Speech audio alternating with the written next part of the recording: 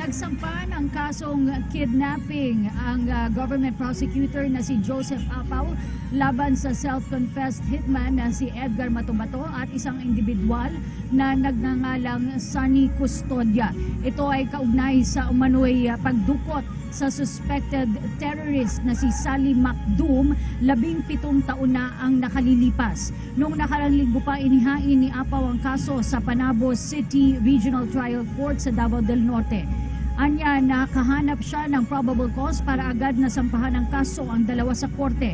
Nagugat ang kaso matapos magreklamo ang live-in partner ni Macdum na si Mirasol Marquez na umano'y dinukot din noong Nobyembre 9 taong 2000. Matatandaang sa investigasyon ng Senado kaugnay sa umano'y extrajudicial killings, si Macdum ang isa sa mga sinasabi ni Matubato na pinatay ng umano'y Davao Death Squad. Sinampahan na ng kasong kidnapping at ang nagpakilalang miyembro ng umunoy Davao Death Squad na si Edgar Matubato. Kaugnay po yan ng umunoy pagdukot ni Matubato at ng kasama niyang si Sunny Custodio sa umunoy teroristang si Sally Macdum noong taong 2000. Isinampa ang kaso halos isang buwan matapos makitaan ng piskalya ng probable cause sina Matubato at Custodio para isagawa ang krimen. Walang inirekomendang piyansa para sa kaso na unang inihain ng live-in partner ni Sally Macdum. Wala pang pahayag kaugnay nito sina Matubato pero siya mismo ang nagsabi sa Senado na dinukot at pinatay nila si Sally Macdum alinsunod sa utos daw ni Pangulong Duterte nung mayor pa siya ng Davao City. Matubato kinasuhan ng kidnapping. Kinasuhan ng kidnapping ang nagpakilalang dating miyembro ng Davao Death Squad na si Edgar Matubato. Isinampa ng National Bureau of Investigation o NBI Region 11 ang kaso laban kay Matubato sa kasong kidnapping kay Sally Macdum na pinaghihinalang international terrorist. Makaraang marinig ang testimonya ni Matubato, agad umanong nakipag-ugnayan ang common law wife ni Macdum na si Mrs. Mirasol Marquez na residente ng Piña Plata, Samal Island sa NBI Region 11 sa Davao City. Sa salaysay ni Attorney Arnold Rosales ng NBI Region 11, 2002 pa ay may kasong kidnapping na si Edgar Matubato at tatlong kasamahan na sina Sammy Custodio, Nalwin Calvo at Raul Rodriguez. Ayon sa NBI, base sa pag-amin ni Matubato sa pagdukot at pagpatay kay Macdum, formal na nilang maisasampa ang kaso kasunod ng reklamo ng asawa nito. Muling naungkat ang kaso sa pagpatay kay Macdum na dinukot at pinatay noong 2002. Yung insidente ni Sally Macdum, ganun pa rin, pinaninindigan niyo ba yun na talagang dinala niyo si Sally Macdum sa sinasabi niyong opisina, PAOK TF? Opo ma'am, pero nakuha lang siguro ako ng taon na kuha lang ako parang hindi ko na nalalaman yung taon na yan. Madam Basta siguro ako, dinala na namin ma'am. Yes, Senator Lacson. Before I leave, kasi meron akong meeting din. Huling tanong na lang, Yes. huling comment na lang. Alam nyo, kanina pa ako Google kay Sally Macdum. Gigil na ako pag-Google. Walang Sally Macdum na lumalabas. Baka naman non-existent yan. Maski kayo, subukan nyo i-Google, wala kayo makikita Sally Macdum. International terrorist, dapat lalabas yan.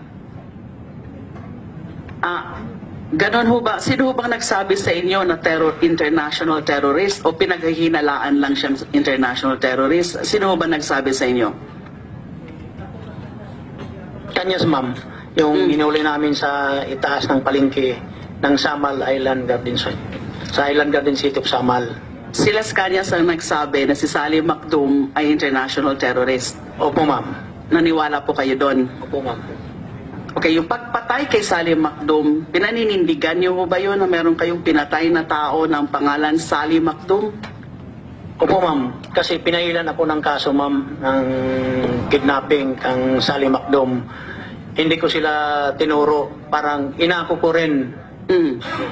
Pinailan ako sa NBI. Meron ho bang records noon? Meron ma'am, merong record sa yan. Ikaw ang kinasuhan. O ako ang kinasuhan doon sa ma'am. pagdukot kay Sally Macdum. Opo ma'am.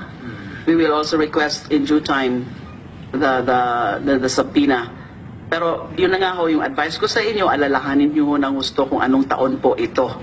Para hindi ho kami nalilito kasi baka nga, kailangan nga ho talagang maano ang inyo kung nagsasabi po kayo ng totoo o hindi.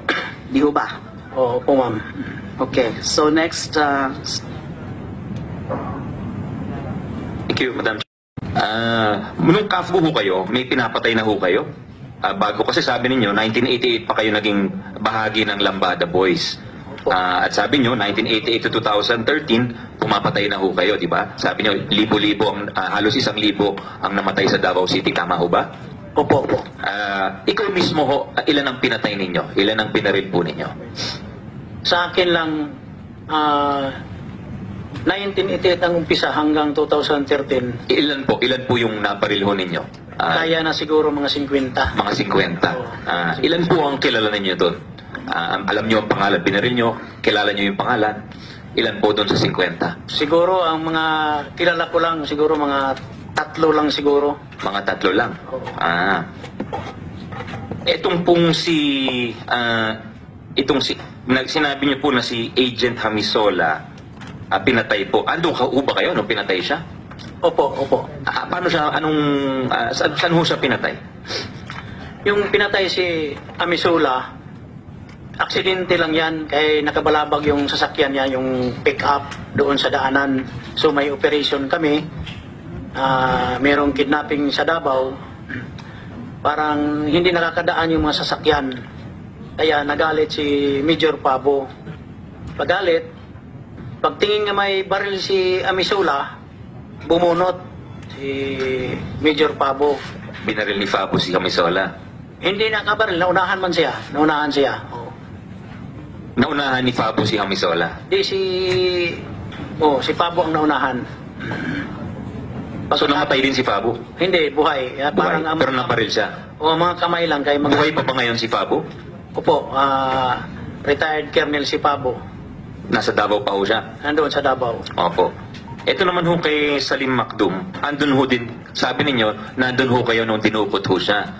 How about, nung pinatay naman ho siya at dinala siya sa quarry, kasama din ho kayo nun? O, kasama sir, kasama. So paano ho siya pinatay? Binigti muna, patapos gichap-chap. Anong, kayo bumaril, kayo bumigti, kayo nag-chop-chop? Pakikwento naman ho sa amin. Ako na ang nagbigti. Ako na ang nagbigti. Paano? Nakaupo ho ba siya? Nakatayo siya? O nakatungtong ba siya sa upuan? Paano? Ikwento niyo po sa amin yung mga detalye. Nakayuko sa lupa. Doon na namin binigti sa lupa. Mag-isa lang ho kayo? Mga ilan kayo nun? Hindi, dami kami sir. Mga ilan kayo? Talaga, mga 6 kami. 6 kayo, mag-isa lang siya? Oo, mag-isa lang. Nasa quarry na ho yun? Oo, nasa quarry. Tapos ikaw mismo ang nakahawak sa lubid? Ikaw na mismo ang nagtali at hinigpitan? Oo, so andun ka nung namatay siya? Oo, inuutusan man lang ako. Sumusunod ka na. Opo. Ito naman ho si June Pala. Ando doon din ba kayo nung pinatay siya? Nandoon lang ako sa kainan, sa karinderiya. Nag-uusap-usap kayo hindi man ako nakasama doon. Ang lumakad doon, sila si Jun Resma, yung SPO2, at saka si Jun Ayaw ang lumakad. Sila si Jerry Trusio, isang returnees ang lumakad. Kami, naghihintay na lang kami doon sa kainan So, hindi nyo nakita na binaril ho ba siya? Binaril? Inambos nila. So, binaril ho? Oo, binaril. Pero hindi nyo nakita nung binaril siya? Oo, hindi. Nalaman nyo na lang, narinig nyo sa mga kasamahan ninyo? Tumawag naman sa opisyal. Nandoon man ang opisyal naghihintay sa resort. Opo. Ito namang may binanggit kayong, kwento kayong pinakain nyo sa buhaya, yung kasama nyo si Geran, sa Davao del Sur nyo pinakain sa buhaya. Opo, sir. Sino po yun? Sino po yung kidnapper ba siya? Kidnapper? Oh, kidnapper yan. Nahuli namin sa Sarangani Province. Alam niyo ho ba yung pangalan ng kidnapper? Hindi namin alam. Sila lang nakakaalam. Sumama lang kami. Paano niyo ho na alam na kidnapper ho siya? Si Atty. Giranman ang nagsabi nga kidnapper. Sumama lang kami sa operation. So, ando dun ho kayo nung nakita niyo kinakain ho siya ng buhaya? O, gabi. Hindi, nandun kami, pero gabi man. tinulak na lang. Tinulak sa tubig. Oo, tapos kinain na ng buhaya. Pero hindi nyo nakita na kinakain siya ng buhaya. Hindi. Parang inisip nyo na lang na kinain siya ng buhaya. Oo. Hindi nyo mismo nakita yung buhaya na kinagat siya. Hindi. Hindi nyo po nakita yun. Oo. Ang alam mo lang, tinulak siya sa tubig. Kayo bang nagtulak sa tubig? Oo, kami. Ikaw mismo ang nagtulak sa kanya. Oo. Ilang kayo nun? Yung ano, sir? Ilang kayo nagtulak sa kanya nun? Hindi, ako na lang isa kay... Nandoon man sa floating cottage, linagay kay may floating cottage man. Ilang kayo nun? Oo. Parang 6 kami doon. 6 na naman. Oo. Pag sinabi mong parang hindi po kayo sigurado, dapat to kinaklarify nyo po yan kung hindi kayo sigurado, ganoon, estimate nyo lang, para wala akong mga ganyang duda. Hindi ba kayo natakot na nung tinulak niyo sa tubig, maka-eskapo siya? Makapag-swimming at tumakas sa inyo? Hindi na yun makakatakas kasi pag tulak, kinuan muna, pinadugo muna yung katawan kasi may tali pa rin. May tali ang kamay, may tali ang paa. Tinali siya. Binaril niyo ba bago... Hindi na. Hindi na. Tinali niyo lang. Oo, Sinaktan niyo ba? Tinorture niyo po? Hiniwa na ng knife yung katawan niya para dumugo. Mga ilang hiwa ho? Isa lang, isang bisis lang pero Hiniwa ng ganun o sinaksak ho? Iba ho kasi yung hiwa sa saksak eh. pinan niya, no? Biniyak ba? Biniyak niyo yung bituka niya. So, talagang mamamatay ho yun. Yung sinabi niyong biniyak niyo yung bituka, ginawa niyo rin ho ba yun sa ibang biktima ninyo? Opo, ganyan yun ang style kung... So sa 50 ang pinatay ninyo, ilan ang binutas niyo ang bituka? Hindi naman yun, yung mga 50, sir. Baril yan. Binabaril yan. So pag binabaril niyo, hindi niyo na binubutasan ang bituka? Hindi na. Kailan niyo binubutasan ang bituka? Yung dukot, yan ang binubutasan talaga, yung tinatapon sa laod, ganyan. Opo. Doon sa mga binutasan niyo ng bituka, naisip mo ba na maaari kayong magkamali doon sa binutasan niyo ng bituka? Yung naisip ko, parang ang iba, parang nakukonsensya ka kay parang hindi na mga suspect na dadamay na din. Hindi niyo ba naisip na dapat dumaan kayo sa paghuhusga bago niyo kumbaga pinatay? Hindi man, sir, kasi yung kasama ko, mga pulisman, Opo. sila man ang So dumidesisyon. bakit hindi ba ang training ng mga pulis dapat is hulihin ang mga suspect at dadalhin sa piskal para magkaroon ng inquest o kaya preliminary investigation, at kung sakasakali kung merong probable cause, di ba dadalhin dapat sa huwes, di ba? Hindi ba kayo tinuruan na yun ang proseso sa ilalim ng batas? Hindi, sir. Sa pagkakaalam ko lang, basta mayroon kaming nahuhuling parang kriminal, diretso na kaagad binibiyahe.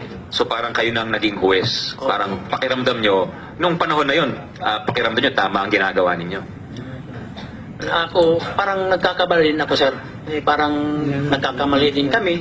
Kung siguro, parang mali lang ang iba nga namamatay.